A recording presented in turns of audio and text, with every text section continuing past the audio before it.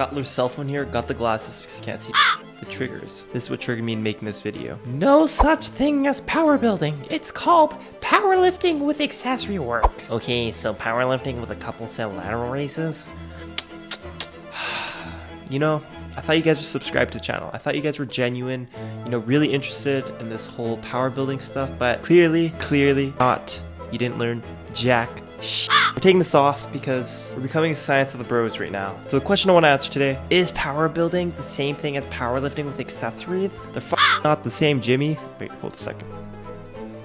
They're not the same, Matsasuo and Keegan B. They're not the same thing. And today we're going to speak about why powerlifting and power building are not exactly the same. Now, I'm not trying to close the gate on you guys. I'm just trying to widen your perspective. Because really, if you think they're the same, you might have a fundamental problem with either your hypertrophy goals or your strength goals. Now, you're free to disagree in the comment section after you like, subscribe, comment, whatever you want to comment. Okay, so reason number one. Why is power building different than powerlifting? Well, it's pretty freaking obvious. Powerlifting has different goals. So powerlifters will often train the squat, bench, deadlift with variation of these movements, and then they'll throw in maybe some rear delts, some biceps, some hamstrings. They'll throw in other movements that inevitably, if you do enough of it, you do enough volume, you're gonna get some aesthetics through muscle gain. Because let's be honest, regardless if you care about aesthetics or not, if you gain muscle size, you're gonna be a little bit stronger, you have a little bit more force output. Even so, for these muscle groups that aren't directly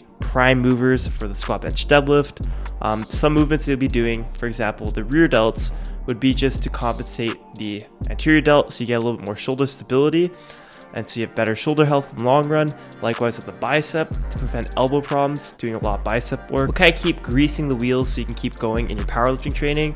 And if anything, you're just gonna gain more numbers out of it. So if your goal is strength training, you're gonna get more out of it. Now you're probably sitting here like, yeah, I already knew this stuff. You know, we know everything, powerlifters. We're not arrogant by one bit and think we're better than every single training style that's out there. A lot of you powerlifters like to think you're gatekeepers. You ain't gatekeeping shit. Cheers to that. So now we define what powerlifters do. It's important to highlight what bodybuilders do. Bodybuilders care about hypertrophy, but power builders, they're not power lifters. They care about hypertrophy likewise. And this bleeds into reason number two.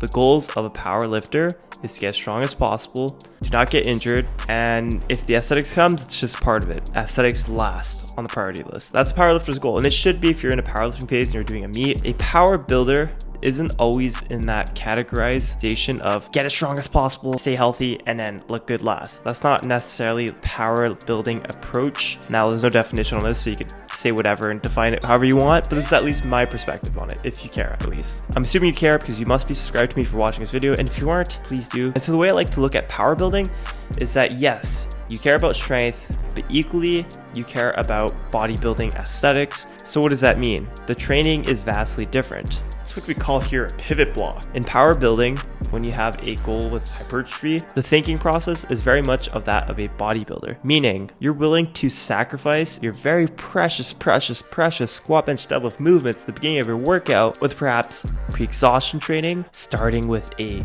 non-barbell movement such as a hack squat for your legs. So with power building, sometimes it's not such an even Steven split. Sometimes you might not care about strength at all. So it'd be like 20% strength, like 80% bodybuilding, doing something that's not even related to squat, bench, deadlift and not deadlifting for like X amount. Yes, it's bodybuilding, literally bodybuilding. Power building is just taking into account the number aspect of bodybuilding and powerlifting training. And that doesn't necessarily mean that you have to be running both training styles at once at the maximal level. I'd argue if you try doing that, you're going to screw yourself in the long run, and that really you cannot be at your highest level of aesthetics and your highest level of performance if you want to be the best powerlifter or bodybuilder. You really have to choose one if you want to specialize for a competition of either sort of training style. And so you could split blocks with more strength emphasis or more hypertrophy emphasis, and sometimes you have a hybrid, but you have to acknowledge that realistically as a natural lifter, you kind of have to separate your energy if you want to be the best version of yourself for either powerlifting or power building. And that is why powerlifting training is different than power building, is that most of your energy is still spent on prioritizing strength and not getting injured. Unless you're running a pivot block, unless you're running a deload block, you're probably not going to substitute your 3 to 4 times a week frequency on bench press, squat X amount per week, and all your free weight movements with the squat, bench, deadlift, which you shouldn't, because you should stay somewhat specified to sport in which Power building, you would probably regress a lot if you were to take a fat break. It would make you regress in strength training, but you'll have so much opportunity to gain from the bodybuilding aspect in the future if you were to go back. That, yeah, it's a temporary dip, but if you're training smart with power building, you can come back and be even better, potentially speaking. And so now let's move on to the last reason why powerlifting and bodybuilding is not the same. Let's just look at the physiques. Now, this is superficial, and if you're sitting here thinking, I have crap genetics for bodybuilding, that's why I chose powerlifting, that doesn't really matter. But if you train the squat, bench, deadlift with incredibly high intensity, and you tend to notice that you do scale down because of fatigue or because you want to optimize your recovery for the squat, bench, deadlift movements throughout the week, you're probably going to have some of the similar problems that I have in my physique, unless you're a complete genetic freak like Russell Swoll and a couple of these high-level powerlifting guys that have amazing physiques. Then let's face the music. You may have imbalances between your antagonist muscle groups, such as the quads, hamstrings. You may have massive quads, baby hamstrings. I definitely have some of that. Another one is massive anterior delts, baby rear delts.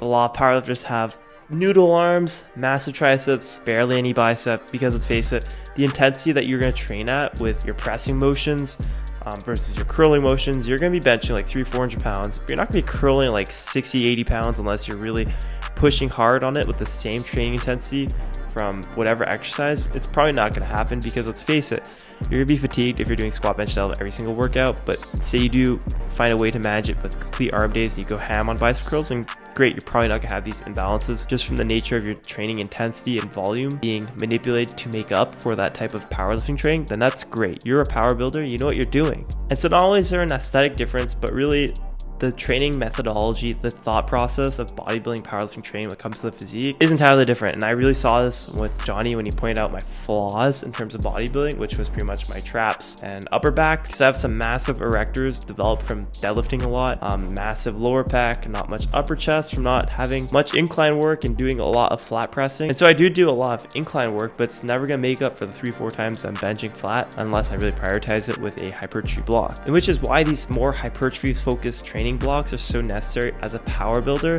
to kind of balance out the powerlifting training with your high frequency benching, is to really make up that, hey, you're not going to be as strong right now, you're taking a temporary regression, but with a massive upper chest, you're going to look pretty good. And when you go back to your powerlifting training, there's going to be a good chance that that new muscle or new tissue developed will help you in the future of your gains. Hope you guys enjoyed. Like the video, comment below, and use code JustLeaf for Young LA products. Use code JustLeaf for Transparent Lab supplements if you need any supplements. And I hope you enjoyed this video. Like, comment, subscribe. Peace out.